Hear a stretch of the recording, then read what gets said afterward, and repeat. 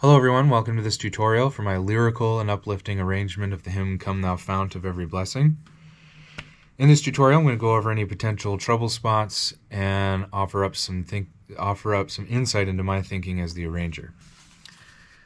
This is one of my favorite hymns, and I feel like I say that all the time, but this one I can actually back up with proof.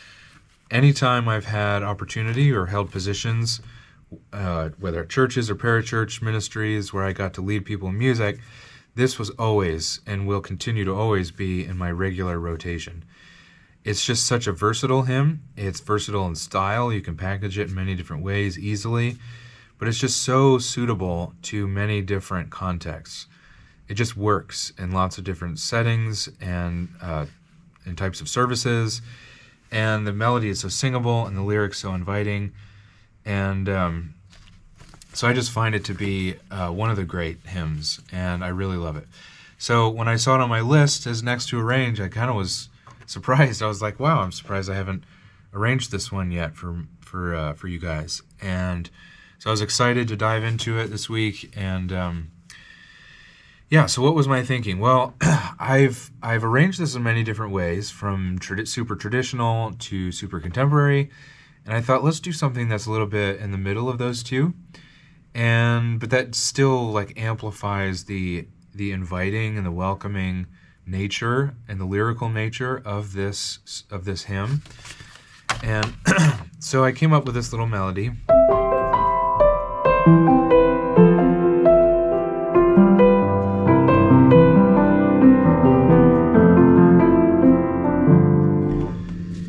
And to me, that melody is kind of a good bridge. It's very lyrical. It's very melodic. It's very pretty. In that sense, it's a little bit more traditional, but it's also very syncopated and borrows a lot of the major seventh and the second scale degrees to add richness to that. Some pleasant dissonance, and those are very like contemporary kinds of voicings. So to me, it kind of bridges those two extremes pretty well. So that was my thinking. But in mentioning the syncopation, I'll just use that as a bridge to talking about what is potentially the most potentially troublesome part of this arrangement, and it's the syncopation. Now, if you're somebody who contemporary music is kind of your first musical language, if you're very comfortable in those styles, then the syncopation is not going to be an issue for you. But syncopation, just by its nature, it looks very dense on the page. You know, there's lots of 16th notes barred with 8th notes, and there's lots of tied 16th notes and things like that, and it just looks very dense on the page, and it looks very complex, even though it really isn't. And so if you're not super comfortable with syncopation, that might present a challenge to you. It certainly will present a challenge to you and make this probably a little bit more difficult of a piece to wrap your head around. Otherwise, I would imagine this would be like an intermediate to late intermediate level arrangement. It's not too difficult. So I'm going to spend most of my time talking about that syncopation. Now, if it is a challenge for you, my suggestion would be to do what I've done here with my pen markings, and that is to draw lines between the right hand and the left hand notes whenever you have them together. So right here at the beginning, you've got two 16th notes in both hands right off the bat, so they're going to be lined up right together. Then you have an 8th note in your left hand, and it lands in between these two notes, the C and the B in the right hand. And then I did the same thing down here, which it's even more clear. In your right hand, you've got very simple quarter notes and 8th notes. There's no syncopation, but your left hand's all syncopated. And if you write those lines between the right hand and the left hand, you'll see that on the downbeat, you're playing C's at the same time in your left and your right hand. But then in beat 2, you have a C in your right hand, and it lands in between two G's here in your left. And then the same is going to apply here in this last beat. So if you take a metronome, you don't have to take a metronome, but it's helpful. You slow it way down, and you make the metronome symbolize like 16th notes. Dun, dun, dun, dun, dun, like that.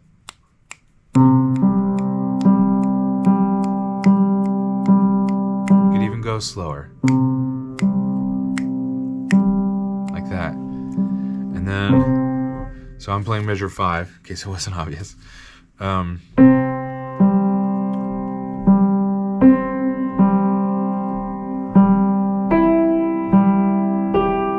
the grace notes. Now, obviously, I'm doing this, which you wouldn't do, just to demonstrate a point here. And that is that by drawing these lines, you can visualize where the notes are landing in relation to each other, and it can really make the syncopation make sense and be less daunting. And you don't need to rely on intuitions as much. You can just see it and play it literally, and then from there, as you are comfortable and confident with it, you just slowly speed it up till you get to full speed.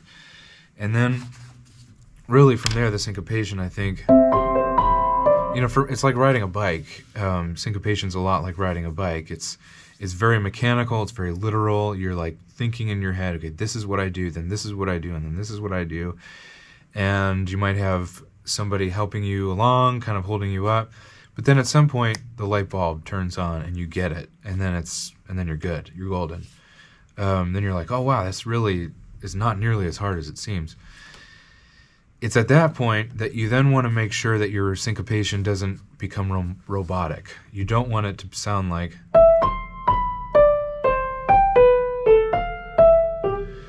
That's just not interesting to anybody.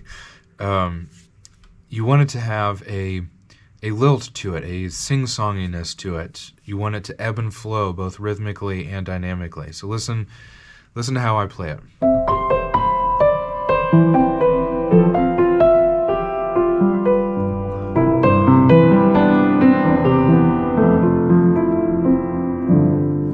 Now, I'm exaggerating a little bit, but you get it, right? There's slurs here that are indicating these little phrases, little musical sentences. And you want those to sing. You want them to have a shape to them. That's how... Oops.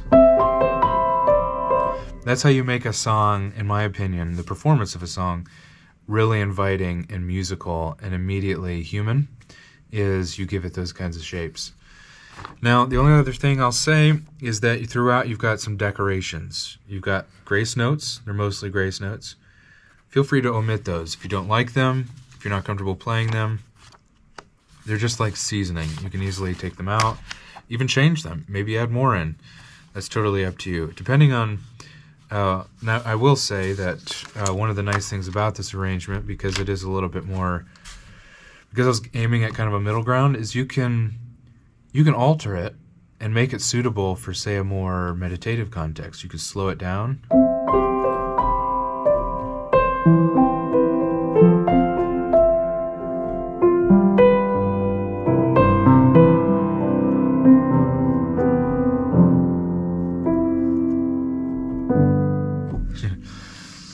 I'm having fun now with it.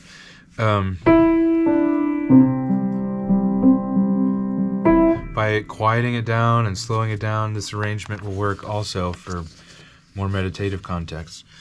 But if you're in a real high energy context and you want a song with a lot of liveliness, first of all, this one will work well as written, but maybe you throw in a lot more decorations and things like that. I don't want you to ever feel like with my arrangements you have to play it exactly as written. I love it when people take my arrangements and kind of put their own personality to it. I've always done that myself with other people's arrangements, and I think as a pianist and as somebody who takes their music seriously, you have the freedom to make it your own. Maybe make it appropriate to a particular context, or just make it appropriate to how you would want to interpret this.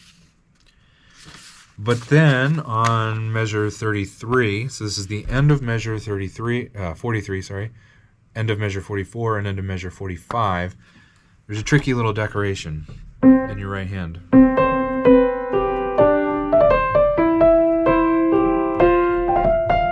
Like that. Now, you have to play it with those 3 fingers so that your hand is in position for the downbeat of the following measure. And that's kind of difficult.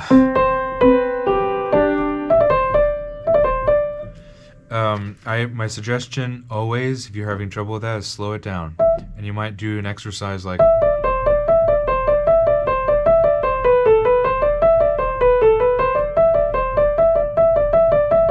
just work those notes and those finger movements.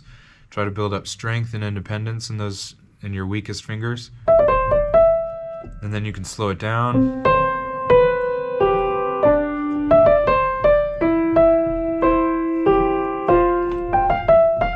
And then speed it up.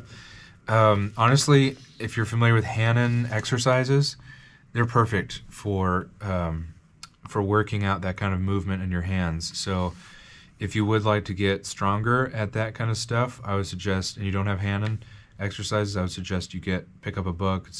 They're cheap, you can get them anywhere, Amazon, your local music store, and work through some of the exercises in that book.